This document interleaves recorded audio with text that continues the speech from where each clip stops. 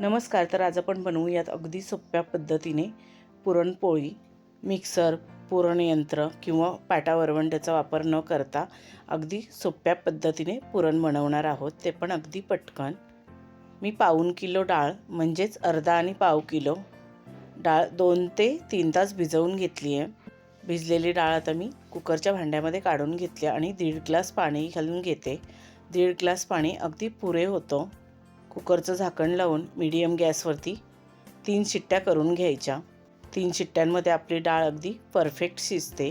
Cooker थंड झालेला आहे, तर मी झाकण काढून घेतले. तुम्ही बघू शकता अगदी मऊसूत अशी ही आपली डाळ शिजलेली आहे.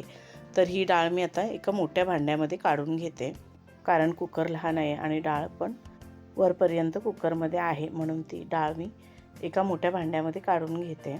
आणि डाळ गरम गरम असतानाच काढून घ्यायची आणि एका स्मॅशरनी ही डाळ आपल्याला स्मॅश करून घ्यायची आहे. आणि गरम गरम असतानाच स्मॅश करायची, म्हणजे आपल्याला वाटायची सुद्धा गरज नाही. आपण जर डाळ शिजताना डाळीमध्ये गूळ घातलं तर ही डाळ बरोबर स्मॅश होत नाही, मध्ये मध्ये डाळ राहून जाते. तर अशा पद्धतीने आपण डाळ गूळ न घालताच स्मॅश केली तर अगदी 5 ते 7 मिनटात मस्त अशी डाळ आपली मऊ होते.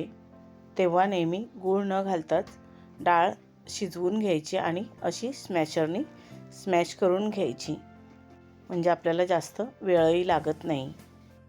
मला ही डाळ स्मॅश करायला 5 ते 7 मिनटं लागलेली आहेत, कारण डाळ जास्त आहे त्याच्यामुळे मला जास्त वेळ लागला आहे. तुम्ही बघू शकता अगदी मऊ अशी ही आपली डाळ स्मॅश करून झालेली आहे.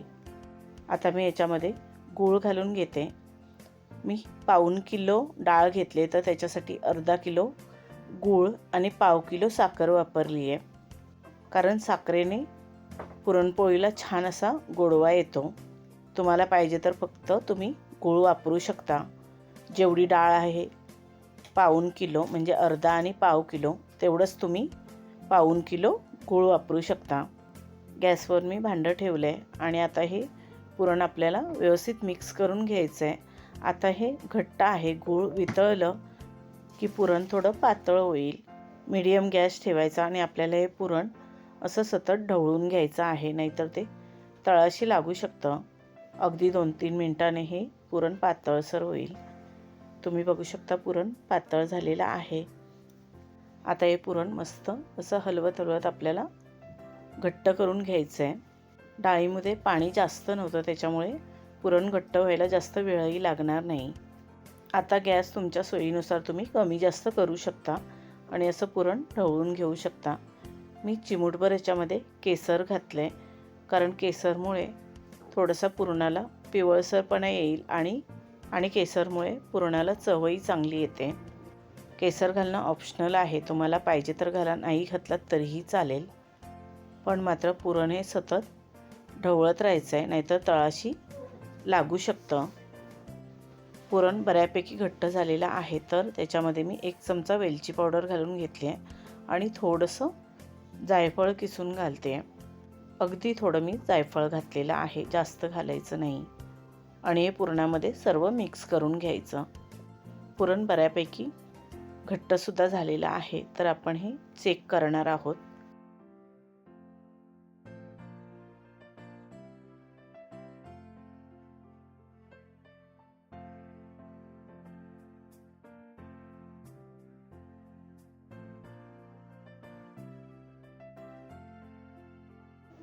एक छोटासा गोळा घ्यायचा आणि तो असा गोल करून बघायचा. हे पुरण अगदी व्यवस्थित घट्ट झालं आहे आणि थंड झाल्यावरती अजून ते थोडं घट्ट होणार, त्याच्यामुळे मी आता गॅस बंद केला आहे. आता पीठ भिजवून घेते. तर मी ते 2 कप मैद्याचं पीठ घेतलं आहे, तेही चाळून घेतलं आहे आणि 2 कप गव्हाचं पीठ ते सुद्धा चाळून घेणार आहे. चाळून घेतल्यामुळे आपल्या पोळ्यासुद्धा अगदी मऊसूत होतील.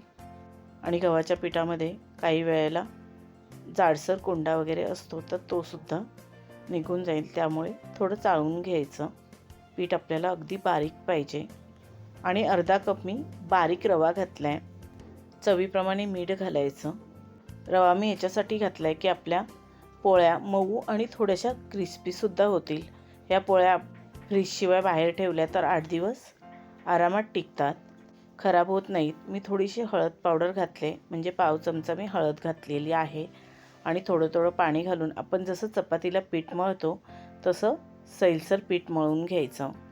रवा घालणंसुद्धा ऑप्शनल आहे, तुम्हाला पाहिजे तर तुम्ही घालू शकता. आणि मी इथे गव्हाचं आणि मैद्याचं पीठ मिक्स घेतलेलं आहे, तर तुम्ही फक्त गव्हाचं पीठसुद्धा घेऊ शकता.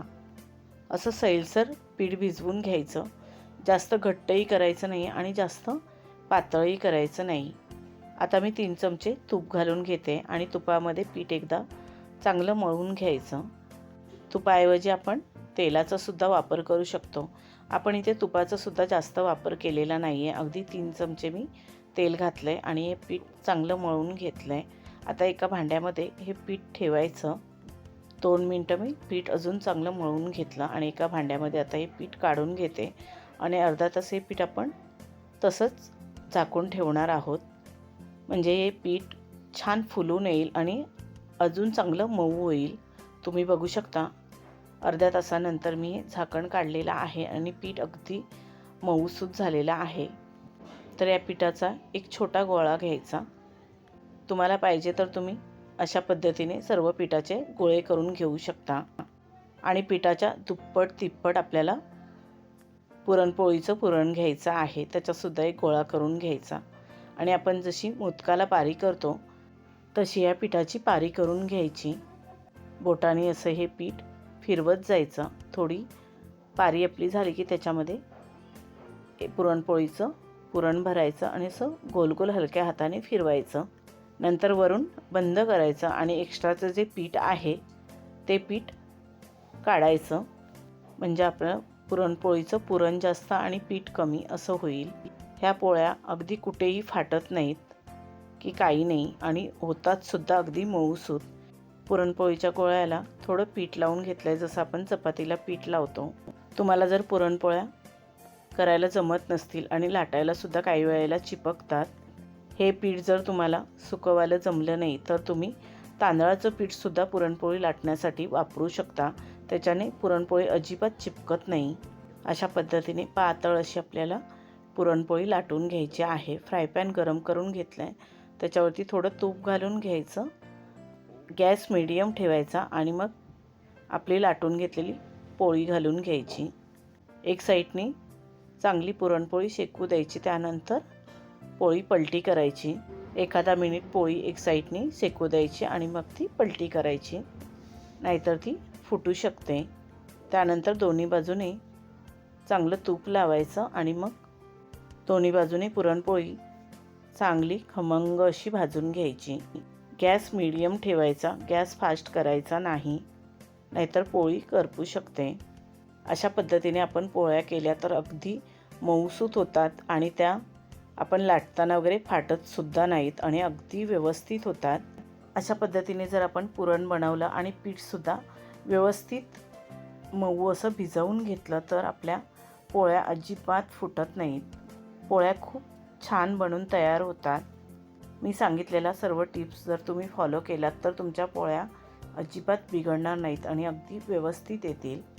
आणि आपल्या चॅनलवरती जेवणाच्या सिरीजसुद्धा चालू आहेत, तर तुम्ही ते व्हिडिओसुद्धा नक्की बघा. व्हेज नॉनव्हेज दोन्ही प्रकारचे व्हिडिओ मी अपलोड करत असते. हे व्हिडिओ बघून तुम्हाला नक्कीच आयडिया येईल की रोजच्या जेवणामध्ये काय बनवायचं.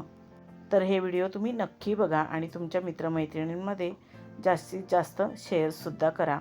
आता मी या सगळ्या पोळ्या बनवून घेते आणि तुम्हीसुद्धा अशा पद्धतीने पुरणपोळ्या नक्कीच ट्राय करून बघा. जरी तुम्ही पहिल्यांदाच बनवत असाल तरीसुद्धा ह्या पोळ्या तुमच्या अगदी परफेक्ट येतील. ह्या पुरणामध्ये माझ्या 45 पोळ्या बनून तयार झालेल्या आहेत. तुम्ही डाळीचं प्रमाण तुमच्या हिशोबाने कमी जास्त करू शकता. तुम्हाला पाव किलोच्या, अर्धा किलोच्या पोळ्या बनवायच्या असतील तर तुम्ही बनवू शकता. पण जेवढी डाळ असेल तेवढंच गूळ किंवा साखर वापरायची. ह्या आपल्या मस्त मऊ लुसलुशीत पुरणपोळ्या बनून तयार झालेल्या आहेत. व्हिडिओ आवडला असेल तर लाईक, शेअर आणि सबस्क्राईब नक्की करा. तुम्ही हा व्हिडिओ पूर्ण बघितल्याबद्दल तुमचे मनापासून खूप खूप धन्यवाद. आता आपण भेटू अजून एका नवीन व्हिडिओमध्ये. Bye bye.